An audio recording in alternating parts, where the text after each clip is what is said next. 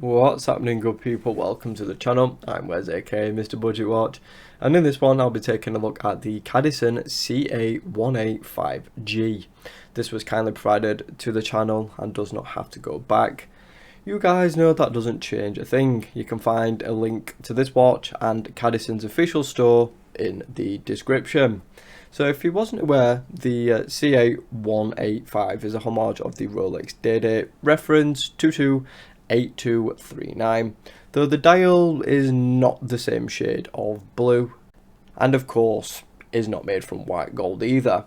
But does it at least get anything close to the original? Well, actually the original is 40mm and the Cadisen is a hair over at 48.3, including the crown. That does go up to 43.4, lug to lug 47.9, and it's only 11.8mm thick, which is quite impressive considering it's got an exhibition case back. Lug width is 22mm, which is a little bit big, I would say, for a watch of this size, and the crown is 5.2mm. The watch is made from a mix of 316L stainless steel for the case and just regular stainless steel for the bracelet. The crystal is sapphire with a mineral glass cyclops. We have a fluted bezel which is fixed in place. The water resistance is 100 meters though, which is quite impressive to see on a watch like this, especially at the price point as well. There's also a screw down crown and of course the previously mentioned screw down exhibition case back. Finally, sized up for me, it weighs just 119 grams. So as is, the Day-Date actually comes in a few different flavours. We have the Sunburst Blue, which I have here.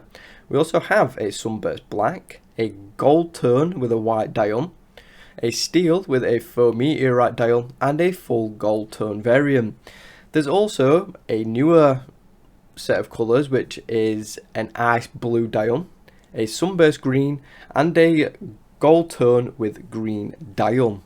So there's plenty to choose from if you're not a fan of this steel and blue variant. So bordering the whole dial is the previously mentioned fluted bezel. This is my first one I've had on the channel and I have to say it's really grown on me. I did like it initially, but now I do really like it. It seems to be pretty well done and has some solid definition. The inner rehaut is all high polish and has Cadisen engraved around the perimeter. This mimics that of the original, and to be honest I wish they'd gone a different route to put their own stamp on it. Surrounding the Sunburst dial is a train track style minute track printed in white. It's nicely done and easy to read. Under the minute track you'll spot the first complication, and that is the curved day display. It's quite neatly done and seems to have no issues with alignment either. Flanking this are two high polished batons with the same style being present at 5, 7 and 9. It's a little bit unusual, the layout, but it actually works quite well. The rest of the markers are large applied Roman numerals. These are again very well done for the price point.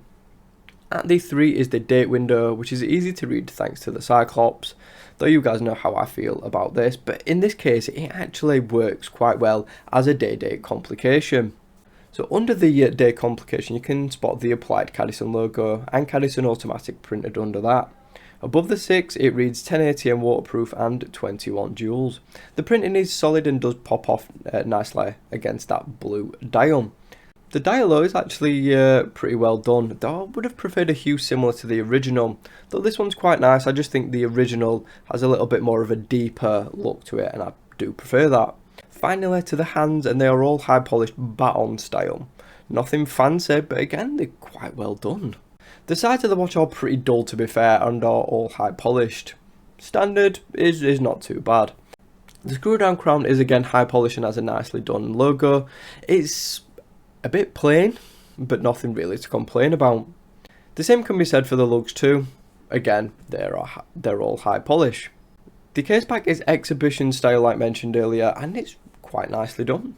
In the middle sits a mineral glass window so you can see the myota, which actually looks like an updated rotor with some sort of finishing. It's no looker, but it's way better than the old version of the movement. Around the window you'll find all the specs and info done in a high polish to pop off against the etched accent ring. The bracelet is a president style and has a brushed outer links with a polished centre link. Again, it's done to a good but not amazing standard. We do have solid end links, which is great to see, as well as the solid links. The bracelet is held together by push pins, which is honestly fine at this price point. The bracelet is also ridiculously flexible. The links have so much articulation and movement, it's fantastic to see.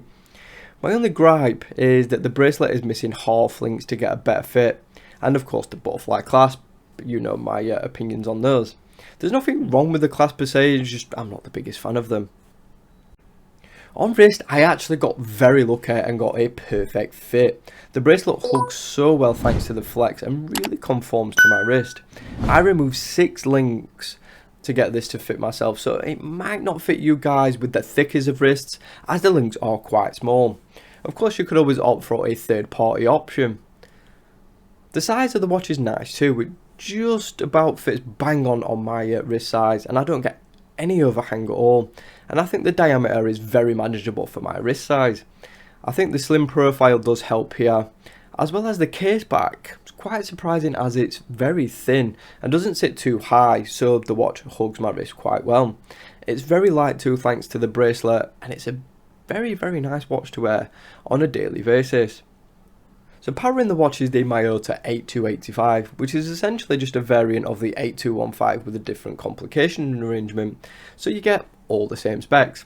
I'm not going to bore you with the details, you've had enough of that on the channel lately, and you've probably accidentally committed them to memory. But how is the movement? Well, it's actually not bad at all. The winding, I have to admit, is not the strongest. But how is it? Well, it's actually not that bad at all. The winding, I have to admit, is not the strongest. It's actually not as bad as some of the older 8 series I've had. It definitely seems to be improved a little bit. It does actually sound quite nice, and it is a little less grey than older ones too. So it's nice to see they've improved a little bits there, but it's still not the best I've ever used. The date function is fine and seems to work without any issue, though I have noticed that the date is a little bit slow and clunky feeling. The date takes 1 twist of the crown to adjust it, whereas the day takes 2. It's a little odd and does take a while to get used to. So adjusting the time is fine. You get the standard Miyota bump feedback through the crown, but other than that it's nicer to adjust than the 8215, so it's definitely seen a little bit of improvement, though it's still not Seiko good. All in all, this effort from Cadisen is really good. I honestly can't find anything majorly wrong with it, and there's only a few really small issues. One being the bracelet might not fit you guys with thicker wrists, and of course the missing half links. But other than that, it's well done, really comfortable, and it's pretty solid. Especially when you think that this cost just £86 before tax. I wouldn't say that this watch blew me away for the price, nor did it leave me overly disappointed either. I think it's a pretty good offering from Cadisen. What do you guys think? Thanks for watching the video. Be sure to subscribe if you haven't already, like the video if you enjoyed it, hit that notification bell so you don't miss any uploads, and of course follow me on social media at Mr. Budget Watch. Thanks again, I'll see you soon.